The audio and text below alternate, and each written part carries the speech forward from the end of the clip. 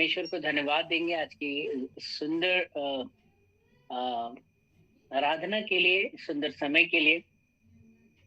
और एक छोटी सी प्रार्थना हम करेंगे। और इस प्रार्थना को करने से पहले मैं बताना चाहूंगा, आज जब मेरी मतियास भाई से बात हुई तो मेरे मन में उनके बोलने से पहले ये उनके भी मन में था और मेरे भी मन में था कि आज मैं अपनी गवाही को आप लोगों के बीच में रखूं। बहुत सारे लोगों ने, लगभग 20-22 लाख लोगों ने देख चुके हैं इस गवाही को।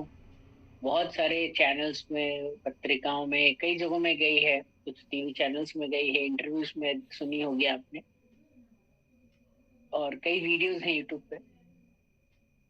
लेकिन आज मैं कुछ भागों को अपने मुंह से आप लोगों के साथ जो है इस लाइव मीटिंग में मैं शेयर करूंगा। तो आप अगर चाहें तो इस लिंक को आप और भी लोगों को शेयर कर सकते हैं। और आज मैं अपनी गवाही के साथ साथ कुछ बातें आपको परमेश्वर के वचन से भी बताऊंगा। और ये मेरा विश्वास है कि प्रभु आज बहुतों को आज छुएगा, जैसे उसने मुझे छुआ। और परमेश्वर के नाम की महिमा हो। परमेश्वर के नाम की प्रार्थना जो है कभी भी व्यर्थ नहीं जाती जब हम यीशु के नाम से प्रार्थना करते हैं। भाई हम प्रार्थना करें। धन्यवाद देते हैं सर्वशक्तिमान पिता परमेश्वर यहोवा। धन्यवाद देते हैं प्रभु यीशु मसीह। धन्यवाद देते हैं पवित्र आत्मा जी, आपके सुंदर परमेश्वर पिता उस एहसास के लिए प्रभु जो हम महसूस कर पा रहे हैं प्रभु। आपकी उपस्थिति के लिए धन्यवाद देते हैं प्रभु। आपके प्रकाश के लिए धन्यवाद देते हैं प्रभु। प्रार्थना करते हैं प्रभु, जब आज मैं बोलूं प्रभु, तो आज प्रभु आप लोगों से बातचीत करें प्रभु। मैं अपनी गलतियों के लिए, अपने पापों के लिए जो हमसे जाने अनजाने हुए, हम क्षमा चाहते प्रभु। हमारे हृदय को तैयार कर, हमारी जुबान को तैयार कर, हमारे कानों को तैयार कर, हमारे मन को तैयार करके हम तेरी महिमा करते हैं प्रभु यीशु के नाम से पिता, आमीन। आमीन आमीन जी आमीन। तो जी आप सबको एक बार फिर से मैं हर हर प्रार्थना घर की इस सभा के मंच से मैं आप सभी का स्वागत करता हूँ भाई मतियास की तरफ से। और उनके कठिन परिश्रम जो वो करते हैं, मैं उन सबको आज परमेश्वर के सम्मुख एक बार फिर से स्मरण के लिए लेकर आते हुए आप सबको मैं जय मसीह की बोलता हूँ। और आज मैं अपनी गवाही आप लोगों के सामने रखूंगा। और आप सबको पता है कि मेरा जो नाम है, मेरा नाम है शिव शंकर तिवारी, है ना। मेरा नाम है शिव शंकर तिवारी और मेरे पिताजी का नाम है श्री गौरी शंकर तिवारी। और मेरे भाई का नाम है श्री रमा शंकर तिवारी।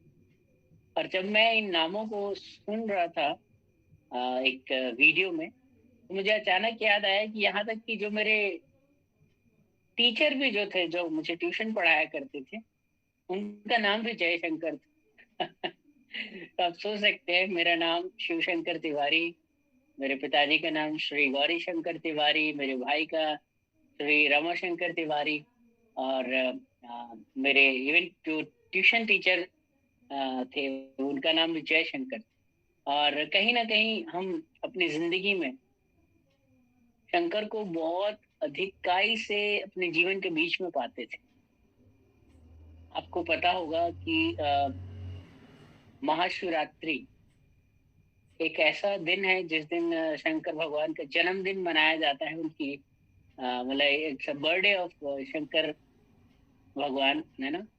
और मैं जब छोटा था तो मैं अपने दादा से पूछा करता था कि दादा मेरे इष्ट देवता कौन है। क्योंकि हिंदुओं के रीति रिवाज और उनकी मान्यताओं के हिसाब से 33 करोड़ देवी देवता होते हैं, है ना। 35 करोड़ देवी देवता होते हैं। और हम जब मुश्किल में पड़े तो हम किसको पुकारे? हम 33 करोड़ का तो नाम नहीं ले सकते ना, क्योंकि हमें 20-25 से ज्यादा के तो नाम भी याद नहीं होते, है ना। आप अगर किसी हिंदू से मिलते हैं, हिंदू भाई से या बहन से, और उसको बोलते हैं कि भाई आपके 33 करोड़ देवी देवता है, मुझे आप 20-25 से ज्यादा के नाम गिना सकते हैं, तो बिल्कुल नहीं गिना पाए। जिनके ऊपर पिक्चरें बनती हैं या जिनके मंदिर वगैरह हैं उन्हें तो आप जानते हैं, लेकिन बाकियों का क्या? तो मैं अपने दादा से हमेशा पूछता था कि दादा, मैं जब मुश्किल में पड़ूं तो मैं किसको पुकारूं? 33 करोड़ है, मेरा कौन है? मेरा इष्ट कौन है? जब मैं मुश्किल में पड़ूं और जिसे मैं पुकारूं वो मेरी मदद के लिए आए। तो मेरे दादा हंसते थे, और वो भी बहुत नामी पंडित थे। उनका नाम था पंडित रोहिणी प्रसाद तिवारी। और वो जबलपुर मध्य प्रदेश में एक जगह है आधारताल, वहां पर एक जगह है कटरा मोहल्ला, वहां पर एक गौरी शंकर मंदिर है, वो उसके पुजारी थे। और उसी मंदिर के पास उन्हें रहने के लिए जगह मिली, उसी प्रांगण में। और उन्होंने अपने परिवार को बढ़ाया। बचपन से ही कथा कराना, यज्ञ कराना, हवन, पूजा पाठ, ये सब हम देखते हुए बड़े हुए, इसी माहौल में हम सब पले बड़े। और मेरी जो स्कूलिंग भी हुई है वो भी सरस्वती शिशु विद्या मंदिर में हुई। सरस्वती शिशु विद्या मंदिर में हम लोग सर नहीं बोलते थे, हम लोग आचार्य जी बोलते थे। और हम लोग जब सवेरे जाते थे स्कूल तो हम लोग एकात्मता स्तोत्रम, सरस्वती वंदना, गायत्री मंत्र, लगभग 1 से 1.5 घंटे का हमारा प्रार्थना जो है संस्कृत में होता। उसके बाद जब हम भोजन करते थे, लंच करते थे, तो उस वक्त हम भोजन मंत्र किया करते थे। और जब हमारी छुट्टी होती थी तो हम संगठन मंत्र किया करते। आप सबको पता है संगठन के बारे में, हम संगठन मंत्र किया करते। और इसी माहौल में हमारी परवरिश हुई। और मेरे दादा ने मुझे, मेरे जो सवाल को मैंने उनसे पूछा कि मेरा इष्ट देवता कौन है, तो उन्होंने बोला कि बेटा हम शंकर के उपासक हैं, हम कई जनरेशन से शंकर के उपासक हैं। और उन्होंने कहा कि तेरा नाम शिव शंकर तिवारी है, और तेरा जो जन्म हुआ है वो भी शिवरात्रि के दिन हुआ है। मैं आपको बताना चाहूंगा, मेरा जो जन्म हुआ है वो है 29 फरवरी सन 1984। आप गूगल में जाकर देख सकते हैं। 1984 के दिन महाशिवरात्रि थी। और मेरा जन्म मैंने आपको बताया 29 फरवरी, जो कि 4 साल में एक बार आता है। हाँ, मेरा बर्थडे जो है वो 4 साल में एक बार आता है। 2020 में आया था, अब 2024 में आने वाला है। 4 साल बाद मेरा बर्थडे आ रहा है। और मेरे जानने वाले लोग बहुत उत्सुक हैं। मेरे ऑफिस में और हर जगह बोले 4 साल बाद तुम्हारा बर्थडे आ रहा है। तो सच में परमेश्वर ने मुझे बहुत यूनिक बनाया। मैं विश्वास करता हूँ अपनी महिमा के लिए। और मेरे दादा ने बोला कि बेटा इतनी सारी चीजें हैं, तेरा नाम शिव शंकर है, तो पैदा शिवरात्रि के दिन हुआ है, हम शंकर के उपासक हैं, इससे ज्यादा तेरे को मैं क्या सवाल का जवाब दूं कि तेरे इष्ट देवता कौन? उन्होंने बोला कि तेरे जो इष्ट देवता हैं वो शंकर भगवान है। मैंने उनकी बात को सुना और समझा, और कहीं ना कहीं मैंने शंकर भगवान की उपासना करना शुरू किया। मैंने माला जपना, हमारे यहाँ का नृत्य एक जो है क्रियाकलाप होता था। हमको प्रतिदिन नहाना है, नहाने के बाद मंदिर जाना है, और मंदिर जाने के बाद हम पूजा पाठ करते थे। पहले हमारे पापा करते थे, फिर हम करते थे मंदिर में। और हमें माला जपना है, वो हमें सिखाया गया था। और ऐसी कई चीजें हमें सिखाई गई। तो कहीं ना कहीं मन में लेकिन खालीपन था। मैंने वो सब करना तो शुरू किया, माला जपना भी शुरू किया। ओम नमः शिवाय, ओम नमः शिवाय 108। आपको पता होगा जो माला जपी जाती है उसमें 108 जो है वो मोती होते हैं, है ना? तो हम लोग कम से कम 5 बार ये किया करते थे, आप समझ सकते हैं। और उसके बाद और भी बहुत सारी चीजें हम करते थे। और कहीं ना कहीं खालीपन था। मैं ये सब कर तो रहा था, मैं सब कुछ कर रहा था, लेकिन इसके बावजूद मन में ऐसा लगता था कि यार ये वो नहीं है जिसे मैं ढूंढ रहा हूँ, ये वो नहीं है जिसे मैं ढूंढ रहा हूँ। मेरे मन की जो इच्छा है वो तृप्त नहीं हो रही थी। मेरा मन जैसे अभी भी किसी और को ढूंढ रहा है, कोई और है जो मेरा इष्ट है, लेकिन वो मुझे मिल नहीं रहा है, मुझे मिल नहीं रहा है। वो कौन है? मैं ऐसे, हिंदुओं में आप देखेंगे हमारे पास ऑप्शन बहुत होते हैं। मैंने शंकर को छोड़ फिर मैंने हनुमान चालीसा पढ़ना शुरू किया। मैंने मंगलवार के व्रत भी रखे हैं। उसके बाद भी मेरा मन नहीं माना। फिर मैं दुर्गा सप्तशती, मेरे को याद था, आपको पता है दुर्गा सप्तशती कितना बड़ा होता है, अगर जो लोग हिंदू परिवार से आए, है ना, वो सब हम लोग डेली पढ़ा करते थे। लगभग हमें 45 मिनट का वक्त लगता था उसमें। और उसके बाद वो संस्कृत में होता था, और मेरे संस्कृत में 50 में 50 आते थे। जी हाँ, संस्कृत मेरा फेवरेट सब्जेक्ट होता था, और मेरे 50 आउट ऑफ 50 आते थे जब तक हमने उसे पढ़ा है। और उसके बाद भी मन में खालीपन था। फिर मैं साईं भक्ति मैंने करी, साईं मंदिर जाना, तो ऐसे चेंज करता गया, करता गया, करता गया, करता गया। लेकिन वो मेरी प्यास बुझ नहीं रही थी। वो खालीपन अभी भी मन में था कि यार ये वो नहीं है जिसे मैं ढूंढ रहा हूँ। पता नहीं मैं किसको ढूंढ रहा था, लेकिन मेरी वो इच्छा खत्म नहीं हो रही थी। मैंने अपनी स्कूल की पढ़ाई करी। स्कूल की पढ़ाई करने के बाद मैं कॉलेज में गया, और भारत के सबसे अच्छे कॉलेजेस में पढ़ने का मौका मुझे दिया। मेरी इंदौर से पढ़ाई हुई है, और उस समय मेरे कॉलेज की जो रैंकिंग थी IMS DAVV, वो भारत के टॉप 14, शीर्ष के 14 महाविद्यालयों में, विश्वविद्यालयों में उसकी गिनती होती थी। और भारत में 40 लड़कों का चयन होना था, उसके लिए परीक्षा दी हमने। भारत में से 40 लड़के चुने जाने थे, उसमें से भी जनरल कोटे के लिए 8 सीटें थी। तो पता नहीं कैसे वो मेरा सिलेक्शन हो गया उसमें। और पेपर इंग्लिश में था, मैं हिंदी मीडियम का छात्र था, लेकिन फिर भी मेरा चयन उसमें हो गया। मेरी पढ़ाई इंदौर में शुरू हुई। और लेकिन ये सवाल अब भी मेरे मन में था कि मेरा इष्ट कौन है। और उस दौरान ऐसा हुआ कि मेरे साथ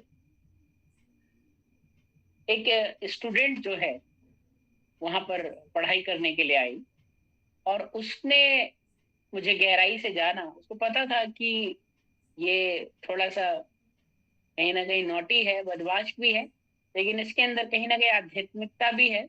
आध्यात्मिकता मेरे अंदर है। और मेरे जो सवाल थे, कई बार मैं भी उससे पूछता था, क्योंकि वो क्रिश्चियन थी, वो एक मसीह परिवार से थी। और उसने मुझसे कहा कि तुम्हारे जो भी सवाल हैं, तुम ऐसा क्यों नहीं करते कि यीशु मसीह से पूछ के देखो। तुम ऐसा क्यों नहीं करते कि यीशु मसीह की तुम एक बार आराधना करके देखो। तो मैंने बोला कि देखो, मैं तो सारे धर्मों की इज्जत करता हूँ। मैं सारे धर्मों की इज्जत करता हूँ। मैं हर धर्म की इज्जत करता हूँ। और मेरे लिए सब भगवान एक हैं। और हम जो 33 करोड़ देवी देवताओं को पूजते हैं, तो मेरे लिए यीशु मसीह को उसमें जोड़ लेना कौन सी बड़ी बात है। मेरे लिए 33 करोड़ प्लस वन, 33 करोड़ है ना, प्लस एक और जोड़ दूंगा। लेकिन अगर तुम बोलोगे कि अपने 33 करोड़ देवी देवताओं को, अपनी हिंदू संस्कृति को भूल जाओ और सिर्फ यीशु मसीह को मानो, मैंने बोला ये मुझसे नहीं होगा। मैंने कहा ये मुझसे नहीं होगा। तो उसको समझ में आ गया कि ये पक्का पंडित है, और मेरी बातों में आने वाला नहीं है ना। पंडित लोग तो दुनिया को सिखाते हैं, और मैं इसको क्या सिखाऊंगी। वो बेचारी ने प्रयास करना छोड़ दिया। लेकिन मुझे विश्वास है कहीं ना कहीं वो मन में प्रार्थना करती थी। उसने मेरे मन में बीज जरूर बोया। और मुझे याद है, मैं जब भी एक पिक्चर देखता था, हम जब लंच करते थे अपने PG में, हॉस्टल में, और मूवी एक बार आ रही थी, मुझे याद है, पैशन ऑफ क्राइस्ट। पता नहीं, मैंने उस मूवी को जब देखा तो मुझे एक अपनापन सा लग रहा। और जबकि हमने सुना था कि जो क्रिश्चियन लोग होते हैं ये कन्वर्ट करते हैं, धर्म परिवर्तन करते हैं, हमने बहुत सारी बातें सुन रखी थी। लेकिन जब भी मैं यीशु मसीह के बारे में सुनता था या उस पिक्चर को देखता था, जैसा उसने दुख भोगा, तो मुझे बड़ा एक प्रेम, एक मर्म सा एक जान पड़ता था। कहते ना कि जो उसकी भेड़े हैं वो उसके शब्द को पहचानती है। मेरा तो उससे जन्म जन्मांतर का बहुत पुराना रिश्ता था। तो जब मैं उसे देखता था तो कहीं ना कहीं मन में एक एक भाव, एक प्रेम कहीं ना कहीं अपने आप ही आता। और ये सब होता गया। और उस लड़की ने मुझे यीशु मसीह के बारे में बताया तो सही, लेकिन उस वक्त मैंने उसे पूरी तरीके से अपनाया नहीं। और मैंने उसके उस ऑफर को, जैसे कि आप अगर किसी हिंदू से आप यीशु मसीह के बारे में कहेंगे, तो हिंदू क्या कहता है कि हाँ भाई, मैं यीशु मसीह को भी मानने के लिए तैयार हूँ, सब भगवान एक होते हैं। तो क्या कहता है, सब भगवान एक होते हैं, है ना, बस रूप अलग अलग है, नाम अलग अलग है। लेकिन ऐसा बिल्कुल नहीं। आज जो मैं सच्चाई जान गया हूँ, उसके बाद मैं आपको सच कह सकता हूँ कि सब भगवान एक ही नहीं है। एक ही भगवान है, एक ही परमेश्वर है, एक ही सच्चा परमेश्वर है। अगर मैं स्टेशन में खड़ा हूँ और मैं अगर अपने पापा को पलट कर, है ना, मैं आवाज लगाता हूँ उनसे, तो मेरे जिसमें आवाज लगाता हूँ पापा, तो वहां तो बहुत सारे लोग खड़े हैं, और कहीं ना कहीं वो किसी न किसी है ना, अपने उम्र के उस पड़ाव में जहाँ वो किसी के बाप हैं, किसी के बेटे, है ना, वो बहुत सारे लोग होंगे जिनके वहाँ बच्चे होंगे। तो क्या सारे लोग जब पलट कर देखेंगे तो सबका बाप मेरा बाप होगा क्या? नहीं। जब मैं पापा बोलूंगा तो मेरे ही पापा मुझे पलट कर देखेंगे, है ना। हम ही कैसे बोल सकते हैं सबके बाप मेरे बाप? सब बाप एक ही होता है ना।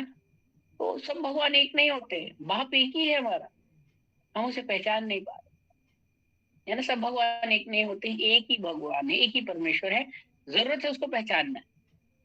हिंदू धर्म कहता है कि भाई ब्रह्मा ने सब कुछ सृष्टि करी, मुसलमान कहता है कि अल्लाह ने सब कुछ सृष्टि करी, बौद्ध धर्म को मानने वाला कहता है कि बुद्ध ने सब कुछ सृष्टि करी, है ना। उसी प्रकार से क्रिश्चियन कहते हैं कि यीशु मसीह जो है वो उसने सब कुछ सृष्टि करी, वही सुप्रीम है, परमेश्वर ने सब कुछ।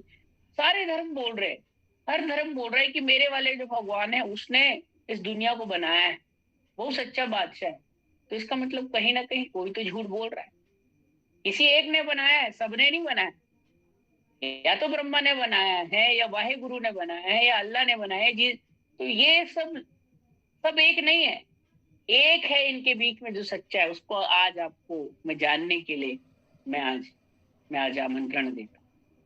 और मैं आज अपनी गवाही के माध्यम से बताना चाहूंगा, इस पृथ्वी के ऊपर और इस आसमान के नीचे यीशु मसीह को छोड़कर ना कोई परमेश्वर था, ना कोई परमेश्वर है, ना कोई परमेश्वर होगा।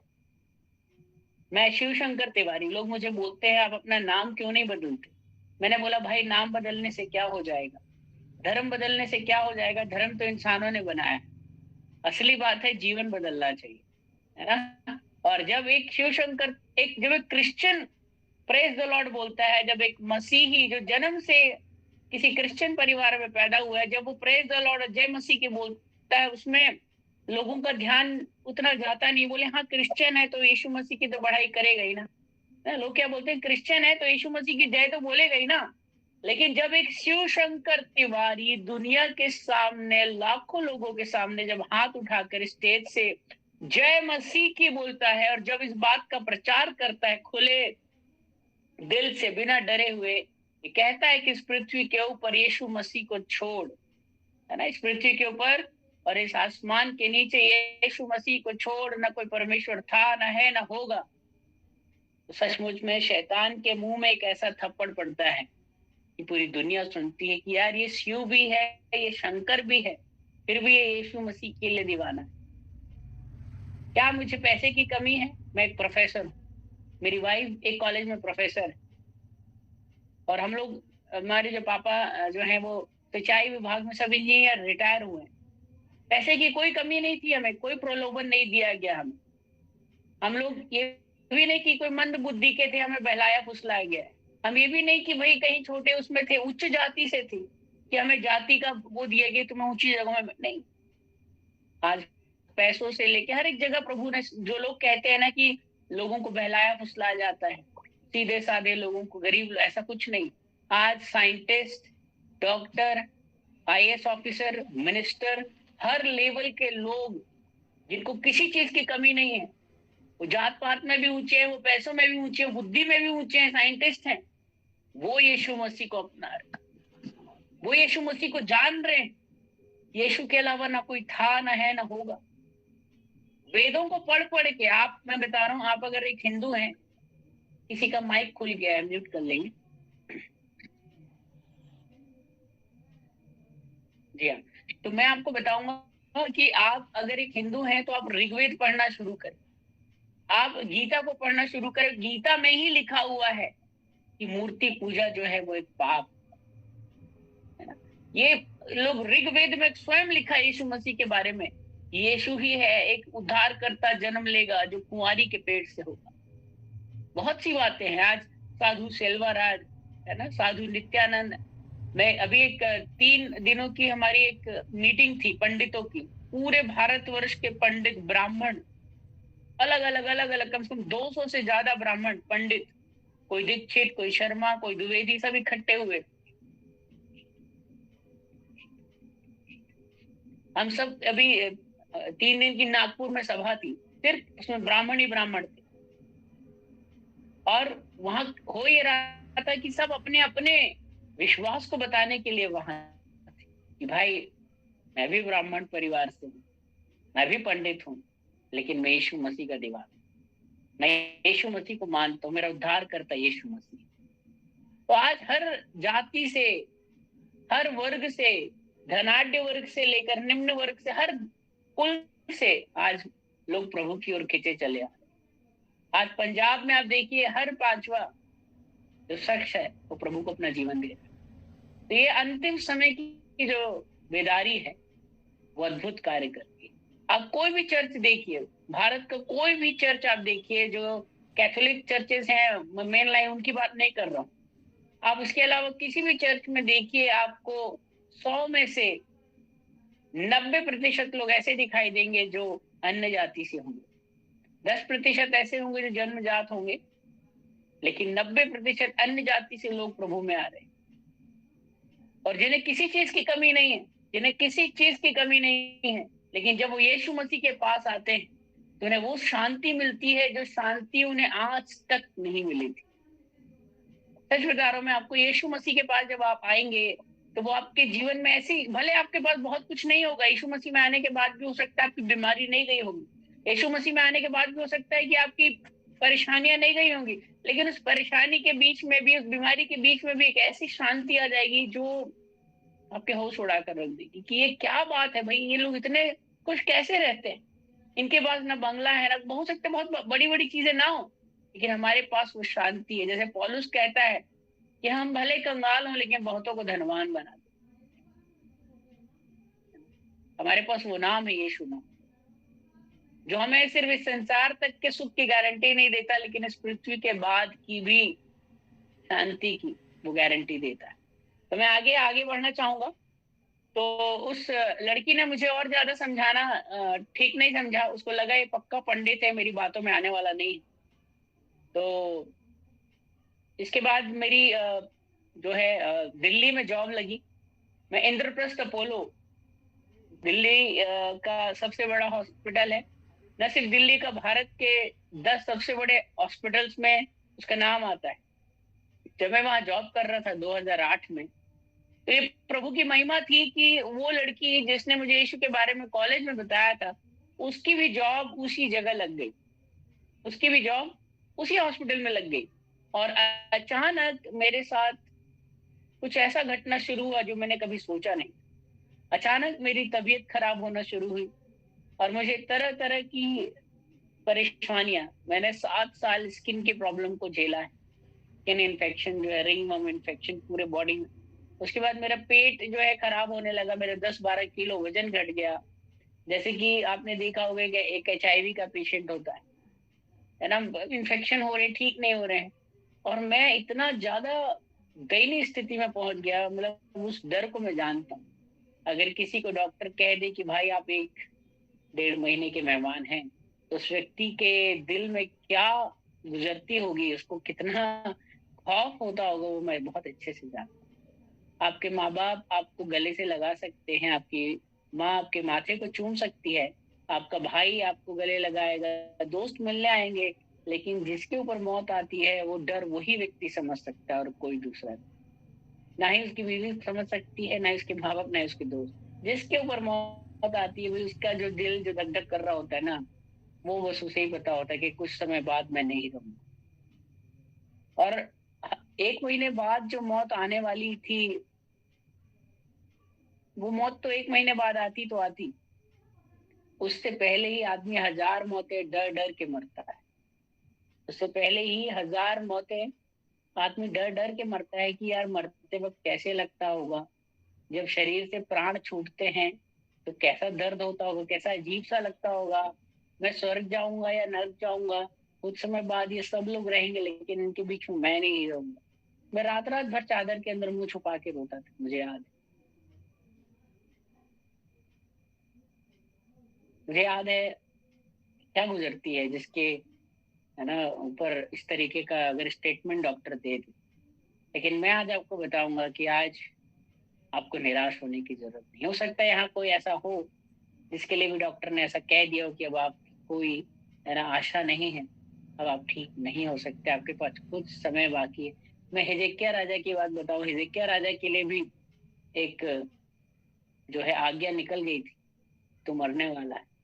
लेकिन जब उसने परमेश्वर के आगे, है ना, अपनी दुहाई को उसने दिया, अपने आंसुओं को जब उसने, है ना, उसके सामने बहाया, गिड़गिड़ाया, तो परमेश्वर ने उसकी आयु 15 वर्ष और बढ़ा दी। परमेश्वर की आज्ञा को कोई नहीं पलट सकता। सिर्फ एक ही चीज है, वो है आपके आंसू, आपकी प्रार्थना है। वो ऐसा परमेश्वर नहीं है जो आपको रोता बिलखता छोड़ दे, है ना। वो टूटे हुए मन को तुच्छ नहीं जानता है। कोई चीज नहीं रोक सकती परमेश्वर को। कौन यहोवा को रोक सकता है? कौन उसकी इच्छा को पलट सकता है? सिर्फ एक चीज है, आपके आंसू। वो आपको रोता हुआ नहीं देगा। जो भी उसके पास आता है, वो लिखा है कि कोई भी ऐसा नहीं है जो लज्जित हो। एक भी जन ऐसा नहीं है जिसने उसकी ओर ताका हो और उसका मुंह लज्जित हुआ। हर एक ने ज्योति पाई और उसका मुंह प्रकाशमान। जितने यीशु मसीह के पास आए हैं और जितनों के पास यीशु मसीह गया है, सबका जीवन पहले जैसा नहीं था। वो एक नई सृष्टि बन गई। तो आज मैं आपको ये बोलना चाहूंगा कि जब मैं मर रहा था, तो वो ही लड़की जिसने मुझे पहली बार यीशु मसीह के बारे में 2004 में बताया था, वो 2008 में भी मेरे साथ उस हॉस्पिटल में जॉब कर रही थी। और जब मेरी इस हालत को उसने देखा, तो उससे रहा नहीं गया और उसने मुझे बोला कि तुम मेरे साथ प्रार्थना कराने के लिए, मेरे साथ प्रार्थना कराने के लिए एक जगह है, वहां क्यों नहीं चलते हो? वहां चलो, वहां बहुत बड़े बड़े चमत्कार होते हैं। बहुत सारे लोग मौत के मुंह से बाहर आते हैं। और कहते ना, आदमी जब मुश्किल में पड़ता है तो किसी को भी अपना बाप बना लेता है। मरता क्या नहीं करता। मरता हुआ आदमी ये नहीं सोचेगा कि भाई मैं हिंदू हूं तो मैं मझार में क्यों जाके माथा टेकूं, मैं क्यों चादर चढ़ाऊं, मैं गुरुद्वारे क्यों जा रहा हूँ। वो तमाम बैगा, ओझा, तांत्रिक, हर जगह जाएगा। कहीं भी बोलोगे माथा टेक, वो माथा टेकेगा। उसका सर्कस बन चुका होता है। बस उसको मौत का जो डर है इतना हावी होता है कि वो उसको जो करवाओगे वो करने के लिए तैयार होता है। तो मैं भी मरता क्या नहीं करता। मैं भी बोला, भाई मेरे को जहां ले चलोगे मैं वहां तुम्हारे साथ चलूंगा, जहां माथा टेकने बोलोगे उसके आगे टेकूंगा, जो करने बोलोगे करूंगा। बस जान है तो जहां। मैं मरने से बहुत ज्यादा डर रहा था। मैं बस बचना चाहता। मरते हुए आदमी को क्या चाहिए? सांसें।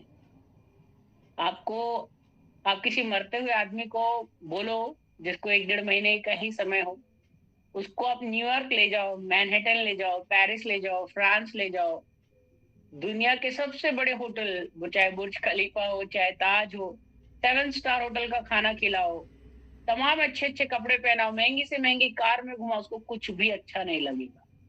और 1% बता रहा हूँ आपको, उसको रत्ती भर भी अच्छा नहीं लगेगा। क्योंकि उसे पता है, क्योंकि उसका अब दिया बुझने को है। तो दुनिया की कोई भी चीज खुशी नहीं दे सकती। मैं उस अवस्था को जानता हूँ। आपको कुछ भी अच्छा नहीं लगता उस वक्त। क्या आपको पता है कुछ दिनों बाद मैं इनके बीच में नहीं रहूंगा। I will become history in front of them. मैं इतिहास बन जाऊंगा। ये सब लोग तो यहीं कोई नौकरी जा रहा होगा, कोई स्कूल जा रहा होगा, कोई कुछ कर रहा होगा, लेकिन थोड़े समय के बाद मैं इनके बीच में नहीं रहूंगा। मरते वक्त कैसा लगता है? मैं स्वर्ग जाऊंगा, नरक। हमने नरक के बारे में इतना कुछ पढ़ रखा है हिंदू हिंदू किताबों में, धर्म शास्त्रों में। वैतरणी नदी को पार करना पड़ता है, गाय की पूंछ पकड़ के कड़ाहे में तला जाता। पता नहीं, बाप रे, हमारी तो हालत ऐसी थी कि हम कहाँ जाएंगे। और मैंने अपनी दादी को अपनी आंखों के सामने मरते देखा था। कहते मरते वक्त इंसान की हिचकी निकलती, 3 बार हिचकियां आई थी मेरे सामने मेरी दादी को। वो बड़ा अजीब सा था वो सब मेरे लिए। मैं सब सोचता था, मुझे बड़ा डर लगता था कि जब मैं मरने वाला हूँ मेरे साथ कैसा होगा, क्या होगा।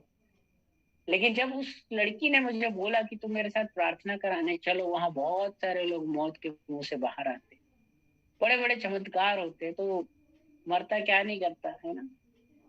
तो मैं चला गया उसके साथ उस प्रार्थना केंद्र में। और उस जगह का नाम है यीशु बुलाता है प्रार्थना भवन, जो कि दिल्ली में था। आज वो जगह बदल चुकी है। उस समय मैं जनकपुरी में उनका प्रेयर सेंटर हुआ करता था, जनकपुरी महाटा टावर, आप गूगल पे डाल के देख सकते हैं, जनकपुरी महाटा टावर में प्रेयर सेंटर हुआ करता था। मैं वहां गया उसके साथ, लगभग 1.5 घंटे का सफर करके, साउथ दिल्ली से वेस्ट दिल्ली गया मैं। और वहां पर मतलब इतने लंबे सफर को करने के बाद जब मैं गया तो वहां क्या देखता हूँ कि वहां प्रार्थना केंद्र के नाम पर मुझे लगा कुछ मंदिर जैसा होगा, कुछ दैवी लगेगा बड़ा, जहां पर घुसते साथ ही मुझे बड़ा है ना फीलिंग आएगी कि हाँ मैं किसी दैवी जगह में आ गया हूँ। लेकिन जब मैं वहां घुसता हूँ तो क्या देखता हूँ, एक बड़ा सा हॉल है, जैसे कि कोई ऑफिस, जैसे कि एक कॉर्पोरेट ऑफिस, बड़ा सा हॉल था वहां पर। और वहां यीशु मसीह की उन्होंने एक कमर तक की एक फोटो लगाई हुई थी, एक फोटो फ्रेम था, वो यीशु मसीह का था, एक कटआउट था, और वो कमर तक था, आधा था ऐसे कमर तक, है ना, हाफ साइज। और वहां पर एक प्रेयर योद्धा थी, उन्होंने मुझे एक प्रेयर रिक्वेस्ट फॉर्म दिया। तो मुझे लगा यार यहाँ तो ना मूर्तियां हैं, ना घंटियां हैं, ना शंख है, ना अगरबत्ती है ना। जब तक हम ऐसे माहौल में नहीं जाते हमें लगता ही नहीं कि यहाँ कुछ हो भी सकता है दैवी। मुझे लगा मैं तो किसी ऑफिस में आ गया हूँ। और उसके बाद जब मुझे लिखने के लिए एक पेपर पेन दिया गया तो मैंने बोला ये तो पक्का जैसे ऑफिस में नहीं होता लिखत पढ़त, यहाँ भी लिखने के लिए एक फॉर्म दे रहे हैं भरने के लिए। चलिए मैंने आया था, बोला चलो वो आ गए तो आ गए, अब क्या कर सकते हैं। तो मैंने उस प्रेयर रिक्वेस्ट फॉर्म को लिया। मैंने उस प्रेयर रिक्वेस्ट फॉर्म में अपनी सारी व्यथा, सारी परेशानी लिख दी, अपना नाम नंबर भी लिख दिया, साइन भी कर दिए, भाई नीचे सुखा साइन भी करे, तो मैंने साइन भी करा है, मेरी दिक्कत है। तो मुझे लगा यार यहाँ क्या हो गया, तो मुझे ऐसा लगता है जैसे मैं किसी विभाग में आ गया हूँ, शासकीय विभाग में आ गया हूँ, और यहाँ क्या होगा, मुझे कोई उम्मीद नहीं थी कि यहाँ कुछ हो सकता है, 1% उम्मीद नहीं थी। बट मैंने बोला चलो अब आ गए हैं तो देखते हैं, दुआ प्रार्थना जो भी ये लोग करते हैं, जो भी कराते हैं, देखते हैं क्या होता है। तो थोड़ी देर बाद एक लेडी मेरे पास आती है, एक बहन मेरे पास आती है, और उसके हाथ में वो मेरा प्रार्थना निवेदन फॉर्म होता है। और उस प्रार्थना निवेदन फॉर्म को पढ़ती है और मुझसे कहती है कि भाई आप निराश मत होइए, आप परेशान मत होइए, जो काम मनुष्य से नहीं हो सकता वो परमेश्वर से हो सकता है। और लड़क जी से इसी तरीके से मुझसे कुछ बातें उसने करना शुरू किया। मैं उससे अपनी परेशानी बता रहा हूँ, वो मुझे परमेश्वर के वचन से समझा रही, और मुझसे कह रही है कि भाई आप विश्वास रखिए, परमेश्वर आपको ठीक करे। मैंने उसको बोला कि देखिए ऐसा है कि परमेश्वर कौन है, भगवान कौन है, कहाँ है, किसने उसको देखा है। मैं नहीं मानता कि कोई भी भगवान नाम की चीज इस दुनिया में होती है। लोग आसमान की तरफ देखते हैं, उनको लगता है कि आसमान के ऊपर बादलों में कोई बैठा है जो सब कुछ सुन रहा है, और एक दिन वो सब कुछ ठीक कर देगा। मैंने बोला ये सब बकवास की बातें, ये सब बकवास की बातें हैं। कोई ऊपर नहीं बैठा है, कोई कुछ नहीं सुन रहा है। मैंने बोला अगर भगवान होते, परमेश्वर गॉड कुछ होता, तो मेरी आज 24 साल की उम्र है, उस समय मैं 24 साल का था 2008 में। मैंने ऐसा क्या पाप कर दिया भाई कि आज मैं मरने पर हूँ। दुनिया में तमाम पापी हैं, तमाम कोई खूनी है, चोरी करने वाले, तमाम लोग अच्छे से जी रहे, लंबी लंबी उम्र जी रहे। मैंने तो दुनिया देखी ही नहीं, मैं तो अभी बस जवानी में मैंने कदम रखे, तो मेरी हालत ये है कि आज मैं मरने पे हूँ। मुझे नहीं लगता कि यहाँ कोई न्यायी नाम का, कोई परमेश्वर नाम का चीज है इस दुनिया में। मैं बोले सब बकवास की बात है। किसने देखा है परमेश्वर को, किसने भगवान को देखा है, किसी ने देखा है? मैं ऐसी ऐसी बातें उससे करने लग गया। लेकिन मेरे जैसे 300 लोग, लगभग 300-400 लोग आते होंगे मेरे जैसे दुखी, मरते हुए, पीड़ा में पड़े, वो मेरी बात से निराश नहीं, उसको पता है मरता हुआ आदमी ऐसी बातें करता है। वो मेरी बात से निराश नहीं हो रही थी, लेकिन मैं जितना निराश हो रहा था वो उतना मुझे और बाइबल से समझा रही थी, उतना और मुझे बाइबल से समझा रही थी। मैंने बोला किसका इतना विश्वास है कि मैं ट्रक के आगे कूद जाऊंगा, मेरा परमेश्वर मुझे आकर पकड़ लेगा, बचा लेगा, मैं छत से कूद जाऊंगा मुझे बचा लेगा। पहले सब कहने सुनने की बातें हैं, कोई भगवान भगवान नहीं। और हमारे हिंदुओं में कहा जाता है कि अगर भगवान को देखना है तो हिमालय जाना पड़ता है, हिमालय जाकर तप करना पड़ता है, हिमालय जाएंगे, बहुत तप करेंगे, तब जाकर कहीं परमेश्वर प्रकट होते हैं। हिमालय की गुफाओं में, कंदराओं में बहुत तप करना पड़ता है, हट करना पड़ता है, तब जाकर भगवान दर्शन देते हैं। हमने तो यही सुना था। लेकिन मैं आज आपको एक सच बताऊं, हम लोग उसको बोलते हैं ना परमेश्वर पिता। क्या बोलते हैं? परमेश्वर पिता। हर धर्म में बोलते हैं हे परमात्मा, हे परम पिता। हर धर्म में बोलते हैं, पिता बोलते हैं ना। तो एक बाप अपने बच्चे से मिलने के लिए आए, इसमें क्या कोई बड़ी बात है? आप जितना नहीं तड़प रहे ना अपने उस बाप को देखने के लिए, उस खुदा बाप को देखने के लिए, उससे ज्यादा वो तड़प रहा है अपने आप को आपको दिखाने के लिए। जरूरत है आज सिर्फ एक बार आपकी उसे दिल से आवाज लगानी। आज आप दिल से बुलाइए, मैं गारंटीड बोल सकता हूँ यीशु मसीह आज आपके कमरे में आपके सामने खड़े। हो सकता है आज बहुत से लोग यीशु मसीह को अपने ड्रीम में देखें। हो सकता है बहुत से लोग आज यीशु मसीह की आवाज को सुनेंगे। अकेले हैं, कोई नहीं है, यीशु आवाज देंगे। मतियास, बहुत से लोग सुनेंगे। ज्योति, लोग अलग अलग तरीके से। मैं बता रहा हूँ, मेरी वाइफ ने खुद यीशु मसीह की आवाज को सुना। यीशु मसीह ने उससे बातें की। यीशु मसीह ने कहा, हाँ बिंसी, मैं हूं, मैं हर वक्त तेरे साथ। वो दौड़ते हुए मेरे पास आई। उसकी खुशी का ठिकाना नहीं था। वो ऑडिबल वॉइस में भी बात करता है, आप सुन सकते हैं उसकी आवाज। बहुत से लोगों ने, जब हम लोगों ने प्रार्थना करी, हम सोफे में बैठकर प्रार्थना करते, मुझे याद है एक डॉक्टर राजेश है, यीशु मसीह सफेद वस्त्र में, व्हाइट रोब में उनके सामने हमारे घर में टहलते हुए दिखाई। हम जितना नहीं तड़प रहे ना उसको दिखाने के लिए, उससे ज्यादा वो तड़प रहा है, डेस्परेट है अपने आप को दिखाने के लिए। जरूरत है सिर्फ आज आप उसे दिल से बुलाइए।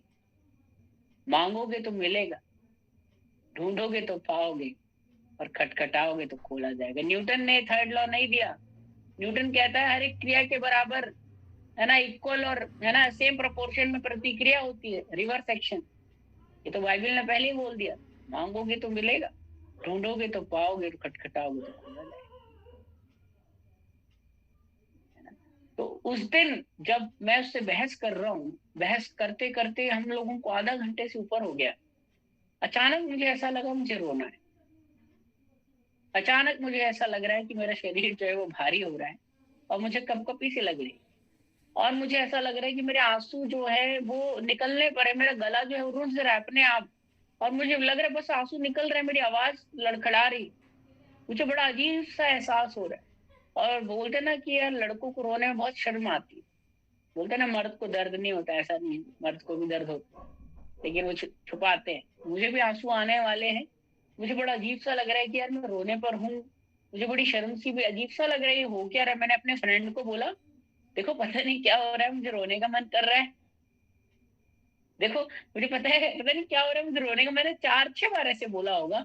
और फपक फपक के, फूट फूट के रोना, बिलक बिलक के, जैसे हिजकिया रोया होगा मुझे लगता है। मैंने बिलक बिलक के रोना शुरू किया, और मैंने अपने आप ही बोलने लगा कि हे भगवान, हे प्रभु, जो भी मैंने पाप किए हैं अब मुझे उनके लिए क्षमा। मैं मरना नहीं चाहता, मुझे बचा लीजिए। और उस प्रेयर वॉरियर ने मेरे सर के ऊपर हाथ रख के दुआ करना शुरू किया। बोला, यीशु दया करिए, यीशु के नाम से चंगा हो जाए, यीशु के नाम से मैं जीवन बोलती, यीशु के नाम से मैं जीवन बोलती। रंडर शेख थराला रखरा बारा हिंदे न शेख थराला रखरा बारा। प्रभु यीशु के नाम से मुर्दे जिंदा होते हैं, यीशु के नाम से लंगड़े चलते हैं, यीशु के नाम से कोढ़ी शुद्ध किए जाते हैं, यीशु के नाम से अंधे देखते हैं, यीशु के नाम से बहरे सुनने लगते हैं, यीशु के नाम से गूंगे बोलते हैं, यीशु के नाम से हर एक जुआ तोड़ दिया जाता है। जहां पवित्र आत्मा है वहां आजादी है। और जब ये सब कुछ हो रहा था, मैं महसूस कर रहा था कि ये अनुभव मेरे साथ कभी नहीं हुआ। मंदिर में गया, बहुत जगहों में गया, मेरे साथ ये अनुभव कभी नहीं हुआ। मैं समझ गया कि ये ऑफिस नुमा दिखने वाली जगह में कुछ अद्भुत हो रहा है। परमेश्वर मूर्तियों में, घंटियों, अगरबत्ती, इन सब के बीच में नहीं रहे, कि पूरी पृथ्वी उसकी महिमा से भरी हुई है। वो हर जगह है, वो आपके अंदर है। और मेरा पूरा शरीर कांप रहा है, कुछ अलग सा अनुभव हो रहा है। और हमने सुना था कि भगवान को देखने के लिए बहुत तपस्या करनी पड़ती है, बहुत हट करना पड़ता है, बहुत तप करना पड़ता है, लेकिन ऐसा कुछ नहीं। लगभग आधे घंटे 45 मिनट बाद जैसे मुझसे कोई कह रहा है, ओपन योर आईज, अपनी आंखें खोल, अपनी आंखें खोल। और जो मैंने आंखें खोली, तो मैंने सामने की तरफ देखा, रोते रोते मेरी आंखें ऐसी हो गई, मैंने जब सामने की तरफ देखा आंखें थोड़ी खोल के, तो मुझे वहां वो फोटो नहीं दिखाई दे रही। वो जो कमर तक की फोटो मैंने बोला था ना, वो फोटो वहां थी ही नहीं। वो फोटो वहां मुझे दिखाई नहीं दे रही। मुझे वहां कोई बैठा हुआ दिख रहा है, जो सर के बाल से लेके पाँव के नाखून, कोई पूरा भरा पूरा व्यक्ति मुझे वहां बैठा हुआ दिख रहा है। और मैं बड़े अचरज में कि अरे अभी वो फोटो थी, वो फोटो कहाँ गई और ये कौन है जो मुझे बैठे हुए दिखाई दिख रहा है। और मैं इतना समझ पा रहा था उसको देख के कि ये चेहरा, ये जो जो भी व्यक्ति मेरे सामने इस दुनिया का नहीं, वो कुछ अलौकिक सा अनुभव था। मैं समझ रहा था कि ये आत्मा में, बोलते ना मेरा भेड़ मेरी शब्द को पहचानती है। मैं समझ गया था कि मेरे सामने जो बैठा है वो और कोई नहीं, वो यीशु मसीह। और विश्वास मानिए, मैंने इतनी सुंदर आंखें आज तक न किसी पुरुष की देखी, न किसी महिला की, न पिक्चरों में, न फोटो में, कहीं नहीं, नहीं किसी जानवर की। हमारे प्रभु यीशु मसीह की आंखें बहुत सुंदर है। हमारे प्रभु यीशु मसीह का चेहरा बहुत सुंदर है। हमारे प्रभु सच में ही इज ब्यूटीफुल गॉड। हमारा यीशु सच में बहुत सुंदर है। और आप मुझसे कहेंगे कि भैया आप कैसे बयान करेंगे यीशु मसीह को, जो देखा आपने, वो सबको अनुभव को कैसे आप चंद शब्दों में कैसे बयान करेंगे। तो आपको पता है कि जो साराप जो होते हैं ना, स्वर्गदूत, वो परमेश्वर के सिंहासन के चारों तरफ घूमते रहते हैं और क्या बोलते हैं, पवित्र पवित्र पवित्र। मैं सिर्फ इतना ही बताऊंगा कि जब आपको यीशु मसीह के दर्शन होंगे ना, तो और कुछ समझ में नहीं आएगा, सिर्फ तीन ही चीज आप सार में कह पाएंगे, that is Holi, Holi and Holi. पवित्र पवित्र पवित्र। और यीशु मसीह मेरी तरफ इतने प्यार से देख रहे थे, उनका देखना मैं आज भी उनकी वो आंखें में भूल नहीं सकता। उनका वो देखना है ना, तो कह सकते हैं कि करोड़ों अरबों माओं का प्यार भी मिलकर उतने प्रेम से आपको नहीं देख सकता जो यीशु मसीह की आंखें देख। वो बोलता है, दूध पिलाने वाली माँ तुम्हें छोड़ सकती है, मैं तुम्हें नहीं छोड़। उसका करुणा से भरा हुआ परमेश्वर है। वो दया का सागर है। आपने सागर कभी देखा है? वो दया से भरी हुई नदी नहीं, तालाब, वो दया का सागर है। वो करुणा से भरा हुआ परमेश्वर है। उसकी आंखों में वो ममता, वो प्रेम, आपको जितना उसको देखेंगे ना, और मेरे को अंदर से रोना आ रहा है। आपको पता है कि जब ऊंचे पर बैठे हुए है ना, यशायाह को परमेश्वर के दर्शन हुए, तो दर्शन होते ही क्या बोल रहा है, अरे मैं तो अशुद्ध होंठ वाला मनुष्य। तो जब वो पवित्र परमेश्वर, कई बार होता है ना कि वो पवित्र आत्मा जब हम पर उतरती है, जब परमेश्वर की उपस्थिति आती है, हम रोने क्यों लगते हैं पता है? क्योंकि जब वो आता है ना, तो उसकी उपस्थिति में हमें सुकून मिलता है। मुझे याद है, मेरा बच्चा जब स्कूल जाता था, छोटा था, अभी भी जाता है, पर छोटे में जब जाता था किंडरगार्टन, KG 1 KG, तो 4-5 घंटे के लिए उसको माँ दिखाई नहीं देती।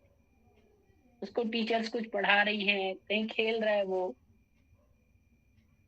उसको अजीब सा लगता था, पर फिर भी रो नहीं रहा है कि हाँ आदत पड़ गई थी, रोज रोज जाते हैं। और जैसे ही 1:30 बजे 1 बजे माँ स्कूल के गेट पर खड़ी है वो लेने के लिए, दूर से बच्चा देखता है मेरी माँ आ गई, और चीखे मार मार के रोने लगा। अपने आप अभी खेल रहा था, फिसल पट्टी में फिसल रहा है, बच्चों को दौड़, अचानक माँ को देखा और रोने लग जाता। आपको पता है, ऐसे ही होता है जब परमेश्वर पिता हमसे मिलने के लिए आते हैं ना, तो हमारी आत्मा को सुकून मिलता है। इस दर्द भरी दुनिया में, इस कष्ट भरी दुनिया में है ना, जब पवित्र आत्मा आते हैं तो हमें आराम मिलता है, हमारी आत्मा को सुकून मिलता है। इसलिए हम और ज्यादा रोते हैं, हमें आराम मिलता है, हमारी आत्मा को अच्छा लगता है। जैसे माँ, सोचो है ना, जब माँ उस बच्चे को आकर गोद में उठाती है, उसको तो दुनिया मिल गई, उसको जन्नत मिल गई, है ना। उसके लिए और क्या है? स्वर्ग में बड़ा जश्न होता है, पता है आपको, जब एक इंसान का दीदार परमेश्वर से होता है ना। आपको पता है, इस पृथ्वी के ऊपर एक साल, एक घंटा, एक समय नियुक्त है जब आप प्रभु यीशु मसीह के आगे घुटने टेकेंगे, जब आपका प्रभु यीशु मसीह के साथ एनकाउंटर होगा, जब यीशु मसीह को अपने मुंह से प्रभु कहेंगे। ये समय मुकर्रर था मेरे लिए 2008 का, वो अगस्त का महीना मेरे लिए मुकर्रर कर रहा था। कितने तिवारी पैदा हुए, कितने तिवारी मर गए, मेरे दादे परदादे, कितने तिवारी आए, कितने तिवारी मर गए। एक आया, दूसरा गया, दूसरा आया, तीसरा गया। लेकिन परमेश्वर ने रखा था कि ये 1984 में पैदा होगा, जिसका नाम भले शिव शंकर रख दो, जिसे भले शिवरात्रि के दिन पैदा कर दिया जाए, मतलब कोई दिन बांट दिया जाए उसका, लेकिन जिसे यहोवा ने चुन रखा है उसे कोई रोक नहीं सकता उसके पास आने के। चाहे उसका नाम कुछ भी रख दीजिए, उसकी पहचान कुछ भी बना दीजिए, चाहे वो सिख हो, चाहे वो मुसलमान हो, चाहे वो हिंदू हो, चाहे कोई भी धर्म में हो, जो उसके चुने हुए हैं वो उसके पास आ ही जाते। एक समय नियुक्त है इस पृथ्वी के ऊपर जब आप यीशु मसीह को अपनाएंगे।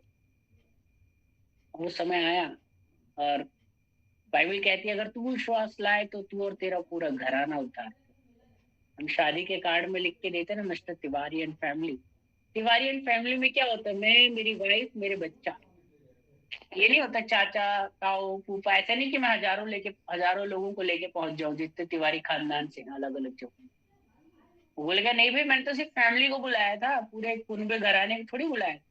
लेकिन जब यहोवा किसी को बुलाता है ना, तो बहुत बड़ा ऑफर देता है। बोले तू विश्वास लाएगा तो तू और तेरे पूरे घराने को मैं उद्धार दूं।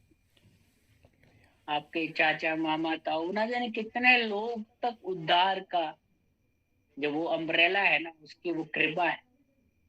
नूह एकमात्र धर्मी था, लेकिन उसके कारण 8 लोग बचा लिए। उस नाव में जगह मिल गई थी। परमेश्वर कहते हैं अगर इस जगह 10 लोग भी धर्मी निकलेंगे, पूरे देश को छोड़ दूंगा। वैसे ही प्रभु बोलता है अगर तू विश्वास ले आएगा, मैं तेरे पूरे घराने को माफ कर।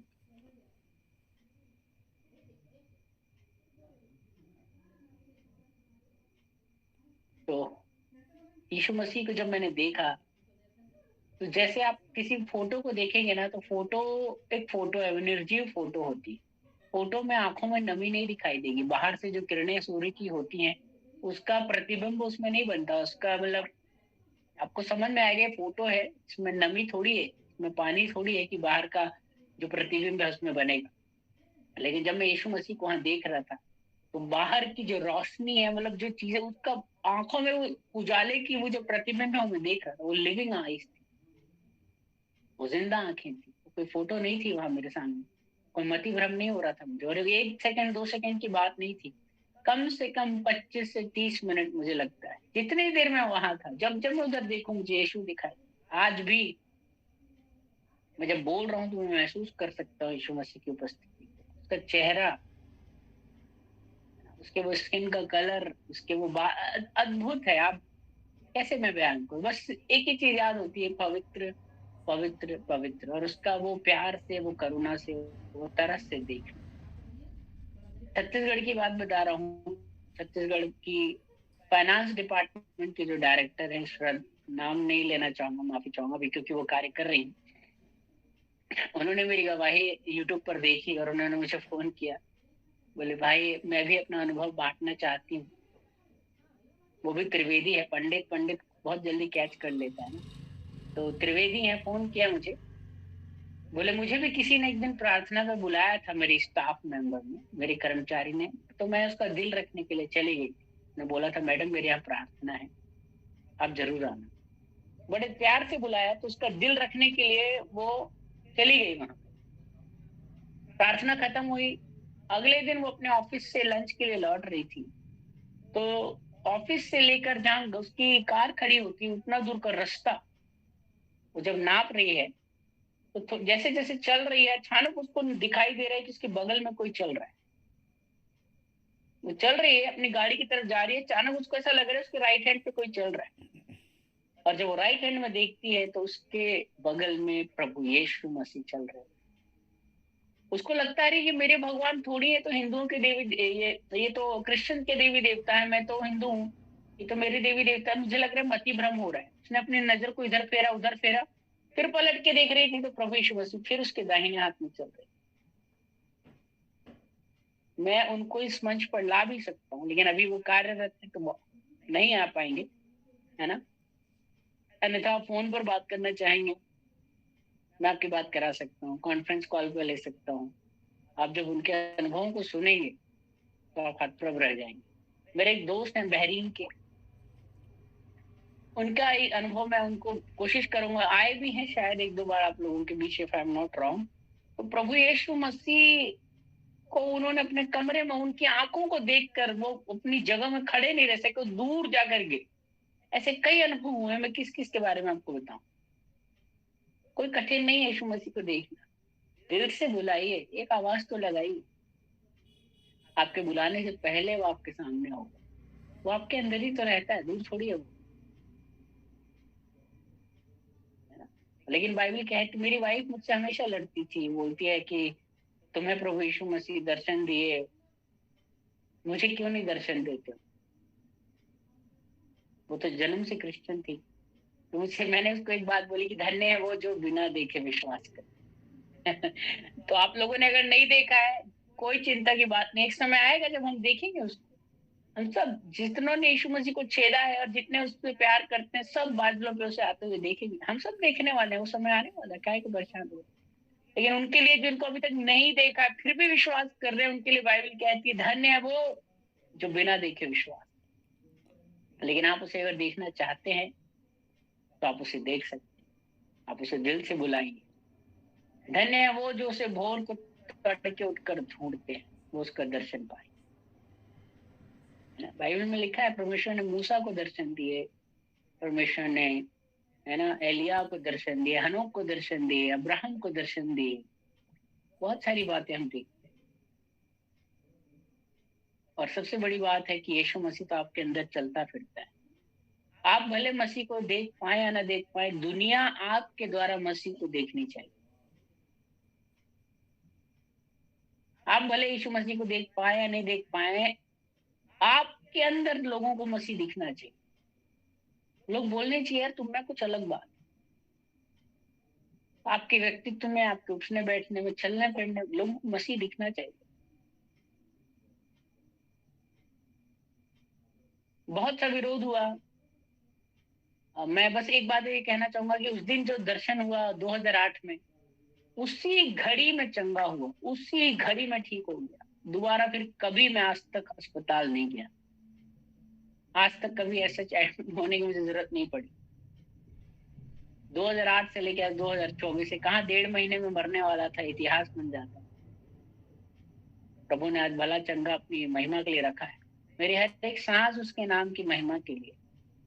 मेरा जिंदा हूं, मेरे को जैसे पता है किसी परीक्षा में फेल हो रहा होता है व्यक्ति, 2-4 नंबर से फेल हो रहा होता है तो उसको ग्रेस मार्किंग दे दी जाती है। मैं भी तो खत्म हो गया था, मेरा ग्रेस 15 साल और बढ़ाए जी के मेरे भी बढ़ा दिए गए। जितने भी बढ़ाए गए उसके नाम की महिमा के लिए। अब मैं बोलूं कि और किसी काम को मैं करूं उसके नाम से पहले, तो ये धिक्कार होगा मुझे। बाइबल में लिखा है श्रापित है वो मनुष्य जो यहोवा का काम आलस्य से करता है। तो काम आलस्य से नहीं करना है। यहोवा को ढूंढो जब तक वो मिल सकता है, क्योंकि वो रात आने वाली है जिसमें कोई काम नहीं कर पाएगा। जब यीशु मसीह आएंगे तब बहुत से लोग छाती पीटेंगे, दांत किटकिटाएंगे, दांतों को घिसेंगे, बोलेंगे हाय रे, हमें कितनी बार बताने की कोशिश किया, भाई मतियास ने, भाई संजीव ने, भाई तिवारी ने, हमने माना नहीं। हमने मूर्ति पूजा छोड़ी नहीं, हमने एक तरफ यीशु को भी मानते रहे, एक तरफ मूर्ति पूजा भी करे। बाइबल में लिखा है कि तुम अंधकार और ज्योति दोनों को एक साथ नहीं पूछ सकते। जो लोग ऐसा करते हैं, आज परमेश्वर कह रहा है या तो तुम जीवन को चुन लो या मृत्यु को चुन लो। आपको एक बात बताऊंगा, पास्टर परमजीत सिंह मुंबई के हैं, हम सभी जानते हैं। एक बार वो बस में जा रहे थे, नरीमन पॉइंट में बस में थे। वो अपने ही आत्मा को, अपने ही आपको बस में खड़े हुए देखते हैं। सफेद रंग की शर्ट पहनी है और नीले रंग का जीन्स, अपने आप को खड़े देख रहे हैं। और पीछे से यीशु मसीह निकल कर आ रहे हैं और बोलते हैं बब्बू, उनका नन्ही के नेम बब्बू है, बोले बब्बू तू जानता है कौन है, तेरी आत्मा है। मरने के बाद आदमी या तो स्वर्ग में जाता है या नर्क में जाता है। और जो मुझ पर विश्वास करता है वो स्वर्ग जाता है, और जो मुझ पर विश्वास नहीं करता वो नर्क। आज तू चुन ले, तू कहाँ जाना चाहता है। आज परमेश्वर आपको चुनौती दे रहे, बार बार यीशु मसीह बात नहीं करेगा आपसे। आज मौका मिला है, हो सकता है आखिरी रात, तौबा कर लीजिए। यीशु को अपने मुंह से अपना प्रभु, अपना मुक्तिदाता, अपना उद्धारकर्ता ग्रहण कर लीजिए। बोले प्रभु मैं सब कुछ छोड़ता हूँ, आज से तेरे अलावा ना मेरा कोई आर है ना पार है। आज से तू ही मेरा एकमात्र सच्चा मुक्तिदाता, मेरा परमेश्वर, मेरा प्रभु, मैं अपना जीवन तुझे आज समर्पित कर, सब कुछ अपना दे दीजिए उसे। चाहे बहुत से दबे थके मांदे लोगों, तुम मेरे पास आओ, मैं तुम्हें विश्राम। मैं उसी घड़ी चंगा हो गया, उसी घड़ी में ठीक हो गया। उसके बाद मेरे माँ बाप ने मुझसे बहुत नाराजगी दिखाई, आज भी गुस्सा होते हैं कई बार, थोड़ा मन में उनको लगता है कि यार इसने हमारी नाक कटा दी, ये कटा। अरे मैं बोलता हूँ सब छूटे तो छूटे यार, यीशु मिल गया तो और क्या चाहिए। जो मेरे नाम के से बढ़कर अपने माँ बाप को, अपने यीशु है ना, तो वो भी सब आ जाएंगे। यीशु ने क्या बोला, तू विश्वास लाएगा तो वो भी बच जाएंगे, वो भी आएंगे। धीरे धीरे धीरे मेरे परिवार के लोग भी आज यीशु को जान रहे हैं। थोड़ा समय लगेगा, जड़ें बहुत मोटी हैं, धीरे धीरे सब बदलेगा। यीशु उन्हें भी लेकर आएगा। उनके लिए प्रार्थना करते रहिए। मेरे से बात नहीं है, मैंने बोला पापा कहा, मेरे पापा बोलते हैं तू हमें सिखाएगा कि सच्चा परमेश्वर कौन है। तू पंडित होकर, ब्राह्मण होकर, हमने तेरे को पढ़ने के लिए इतने बड़े शहर इसीलिए भेजा था कि तू हमारी नाक कटाए। तू हमें सिखाएगा सच्चा परमेश्वर कौन है। मैंने बोला पापा मैं नहीं जानता सच्चा परमेश्वर कौन है क्या, लेकिन मैं इतना जानता हूँ कि जब मैं मर रहा था तो मुझे किसी और ने नहीं बचाया, मुझे सिर्फ यीशु ने बचाया।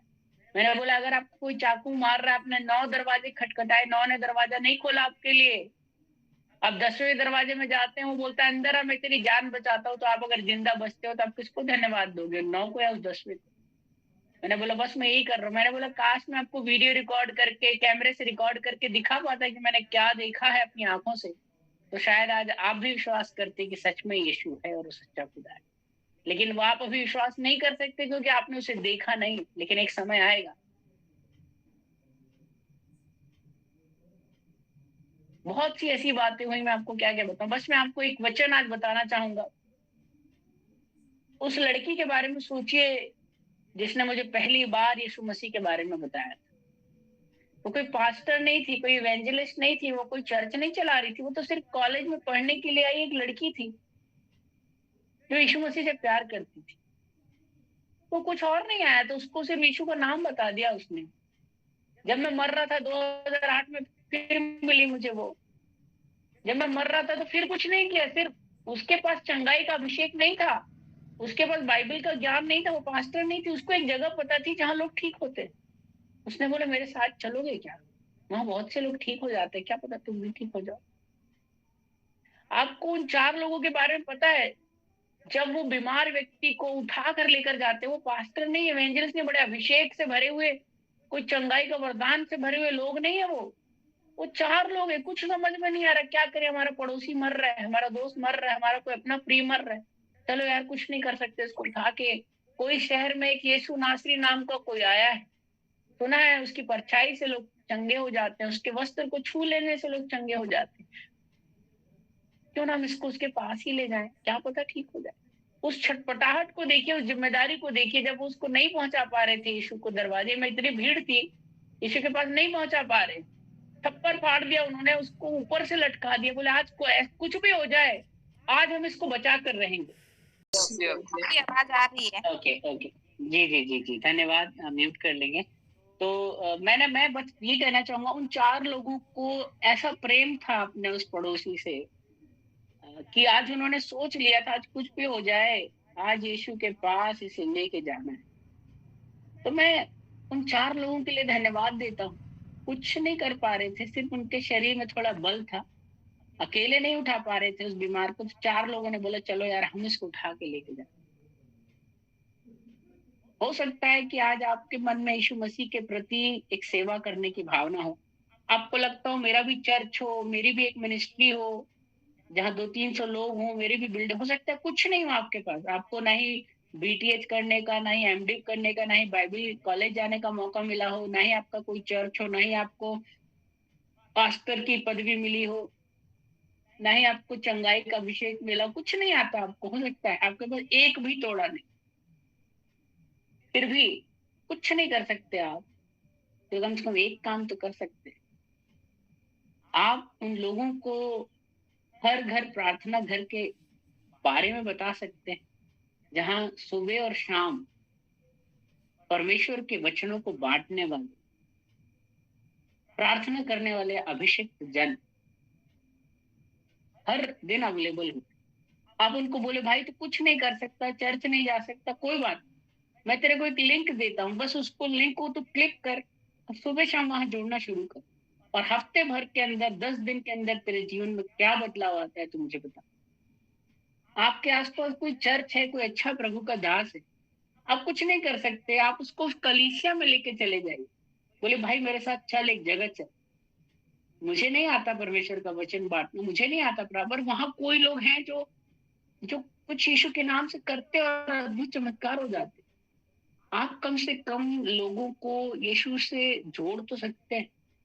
आप आप कभी भी किसी रोड में जाते हैं तो आपने देखा होगा वहां दिशा बताने वाले दिशा सूचक लगे होते हैं, वो बताते हैं दिल्ली इस तरफ है, आगरा इस, आप कम से कम वो तो बन सकते हैं, लोगों को यीशु की तरफ मोड़ तो सकते हैं।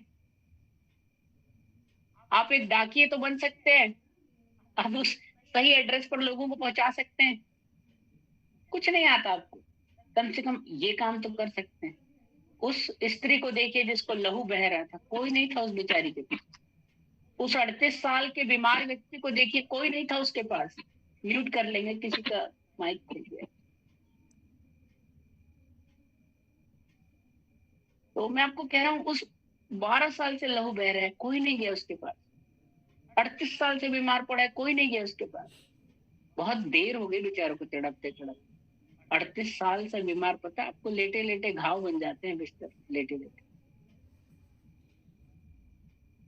हो सकता है आज लोगों को इतनी लंबी अवधि का वेट ना करना पड़े, इतना इंतजार ना करना पड़े, इतना इंतजार ना करना पड़े, लेकिन अगर आप तैयार है ना आज अपना कांधा देने की।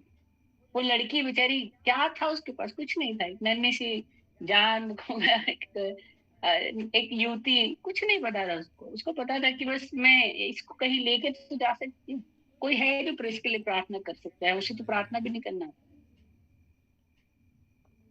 और वो लड़की जब मुझे वहां लेकर गई तभी तो मैं बचा। वो नहीं लेके जाती, वो नहीं बताती मुझे एड्रेस, तो मैं कैसे बचता।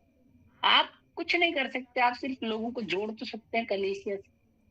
बस आप उतना करिए, बाकी करने वाला पवित्र आत्मा है, वो खुद काम करेगा।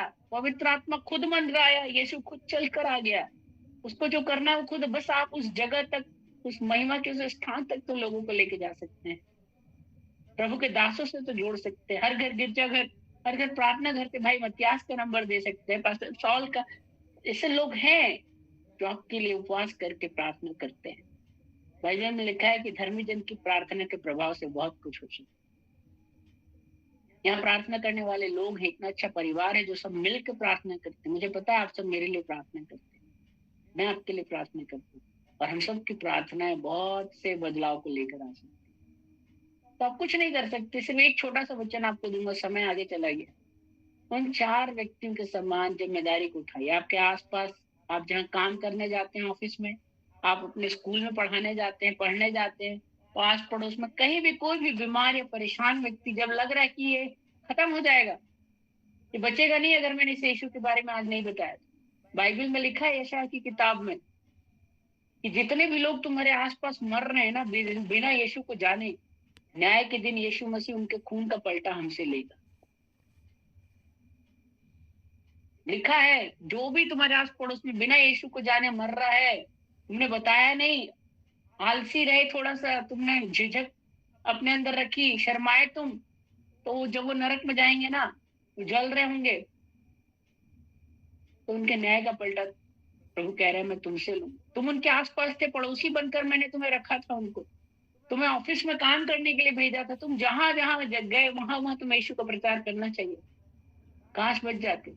आपको मैं एक बात बताऊंगा आज, गिडियंस के बारे में जानते हैं? गिडियंस, वो नीले नीले रंग की बाइबल, आज हजारों लोगों, लाखों करोड़ों लोगों का जीवन उससे बदल चुका है। होटलों के अंदर, होटलों के, आप किसी भी होटल में आप देखिए भारत के, आपको नीले रंग की बाइबल मिल जाया करती थी। आपको पता है गिडियंस का जो ओनर था, एक रात वो एक होटल में रुका हुआ था, यीशु मसीह की आत्मा ने बोलना शुरू किया तेरे सामने वाले कमरे में जो है जा, उससे मेरे बारे में बात कर, उसे सुसमाचार बांट। लेकिन वो बोले प्रभु अब तो रात के 1 बज गया है, अब मैं कैसे उसका दरवाजा खटखटाऊं, कैसे उसको मैं कल बताऊंगा प्रभु। बोला, उसने आलसी करी, और सुबेरे देखते हैं बड़ा हल्ला हुआ उसके होटल में, और पता चला उस सामने वाला व्यक्ति जो था उसने रात को पंखे में लटक के सुसाइड कर लिया। उस व्यक्ति को इतना बुरा लगा, गिडियंस के फाउंडर को, इसके जो संस्थापक है उनको इतना बुरा लगा, इतना उनको कचोटने लगी, इतना कचोटने लगी, उनको इतनी ज्यादा शर्मिंदगी हुई कि काश मैं झिझकता नहीं, काश मैं इसको जाके बता देता तो शायद आज ये मरता नहीं, या मरने से पहले यीशु को तो ग्रहण कर लेता, इसकी आत्मा नरक में तो नहीं जाती। उसके बाद से उन्होंने प्रण किया अपने एक दोस्त के साथ, और उन्होंने 1908 में ये प्रण किया कि दुनिया का कोई एक ऐसा होटल नहीं होगा जिसके हर एक कमरे में मैं बाइबल को न पहुंचा, ताकि कोई जो सुसाइड करने वाला हो काश उस बाइबल को पढ़ के तो जीवन तो बच जाए। मैं ये सिर्फ ये कहते हुए अपने वाणी को विराम दूंगा, कुछ नहीं कर सकते तो यीशु से लोगों को जोड़ तो सकते हैं। यीशु के पास तो लेके जाइए किसी को, कम से कम कांधा देने वाले वो 4 व्यक्तियों के समान तो आप कुछ तो कर सकते हैं। प्रभु एक दिन न्याय जरूर लेगा, हमसे पूछेगा जरूर, तेरे आस पड़ोस कैसे लोग मर सकते हैं। अगर तू था, आज मैं पढ़ाता हूँ कॉलेज में, ऐसा एक स्टूडेंट नहीं है, मैं जितने कॉलेज बदलता हूँ, जितनी क्लास में जाता हूँ, ऐसा एक भी स्टूडेंट नहीं है जिसको मैंने गवाही न बांटी। हर एक जन जानता है ये जो सर है, भले इनका नाम शिवशंकर तिवारी के, लेकिन यीशु मसीह की। मैं ये काम कभी नहीं छोड़ता, बाकी सब काम छोड़ दूंगा लेकिन ये काम कभी नहीं छोड़ता, क्योंकि मुझे एक दिन परमेश्वर के आगे खड़ा होना है, उसको जवाब देना। हम यीशु मसीह की चलती फिरती पत्रियां हैं, हम वो लाउड स्पीकर है, जहां से जाएंगे यीशु का नाम फैलाएंगे ही फैलाएंगे। अगर एक लाउड स्पीकर आवाज नहीं दे रहे तो वो लाउड स्पीकर किसी काम का नहीं। प्रभु यीशु मसीह आप सबको आशीष दे। भाई मतिया, धन्यवाद। जय मसीह।